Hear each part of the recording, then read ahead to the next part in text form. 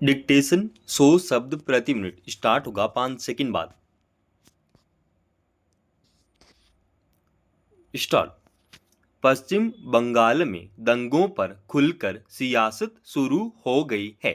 वक्फ संशोधन अधिनियम के विरोध में मुर्शिदाबाद में हुआ प्रदर्शन हिंसक हो उठा।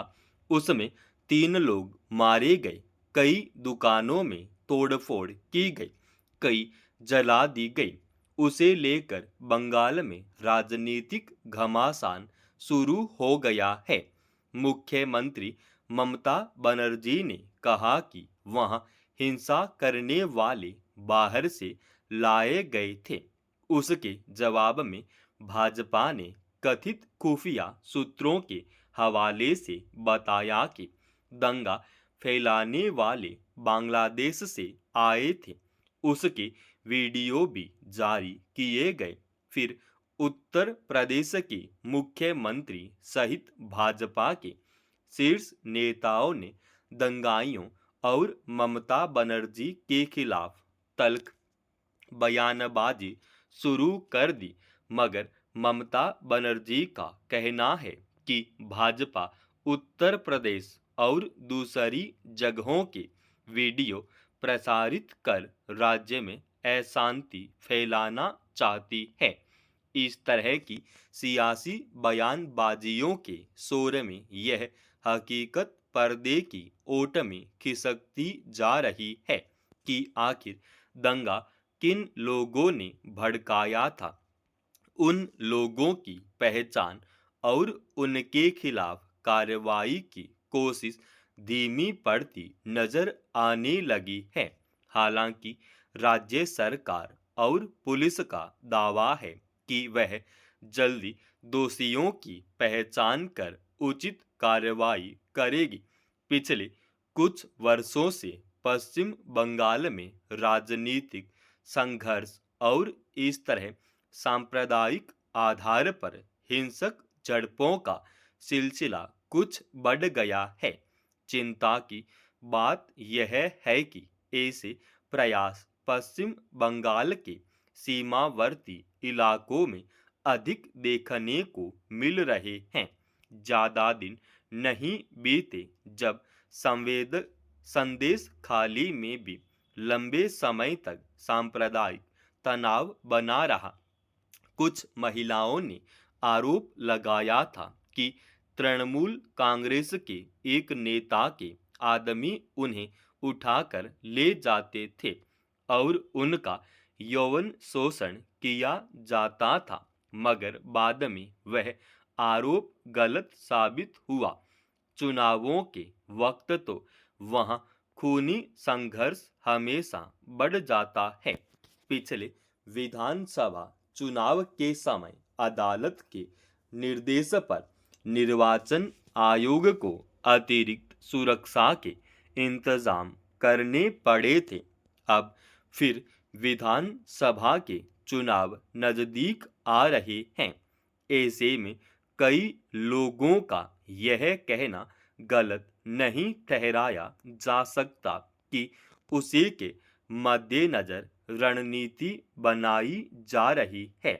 मगर सवाल है कि क्या किसी भी राज्य में इस तरह अगर कुछ उपद्रवी कानून व्यवस्था को चुनौती देते हैं तो सरकार कैसे अपनी जिम्मेदारियों से पल्ला झाड़ सकती है।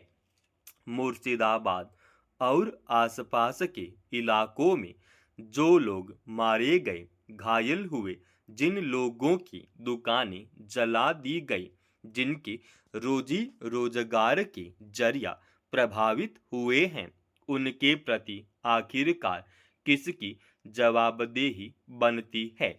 सांप्रदायिक तनाव किसी भी स्वस्थ लोकतंत्र और जिम्मेदार सरकार की निशानी नहीं माना जा सकता। जिस तरह वक्फ संशोधन विधेयक को लेकर पूरे देश में विरोध का वातावरण था और पश्चिम बंगाल के सीमावर्ती इलाकों में इसका विरोध उग्र होने की संभावना अधिक थी, उसमें सरकार से अपेक्षा की जाती थी कि अतिरिक्त सजगता बरते, मगर ऐसा नहीं हुआ और अब उसे सियासी रंग देकर मामले को भटकाने का प्रयास किया जा रहा है। यह ठीक है कि विपक्षी पार्टियों को सरकार की नाकामियों पर अंगुली उठाने का अधिकार है, मगर उससे भी सांप्रदायिक मामलों में संयम बरतने और संवैधानिक मूल्यों के पालन की अपेक्षा की जाती है। अगर सियासी फायदे के लिए ऐसे बयान दिए जाते हैं जिससे सांप्रदायिक उन्माद की स्थिति बनती है, तो उसे भी जायज नहीं ठहराया जा सकता। भारत में बाल तस्करी बढ़ने का सबसे बड़ा कारण गरीबी है। भूखमरी, अशिक्षा और बेरोजगारी की वजह से गरीब परिवारों के बच्चे सर्वाधिक असुरक्षित हैं।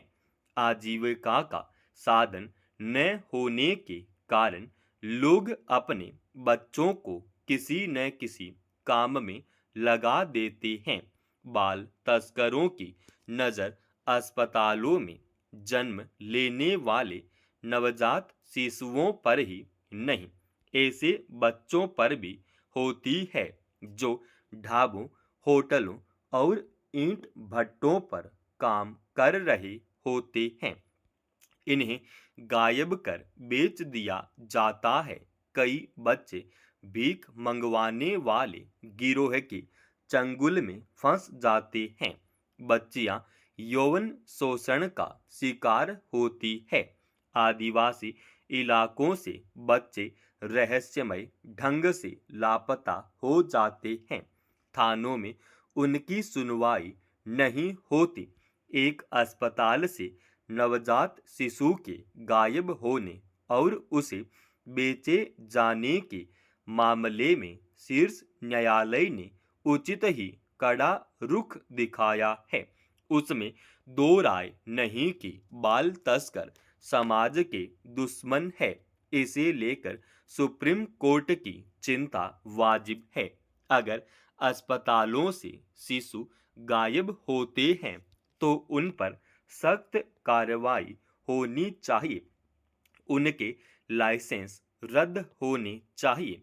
यह छिपी बात नहीं कि भारत में बच्चों को किस तरह गायब कर उनका बचपन छीना जा रहा है। उन्हें बाल श्रम और यौवन कर्म में तो झोंका ही जाता है।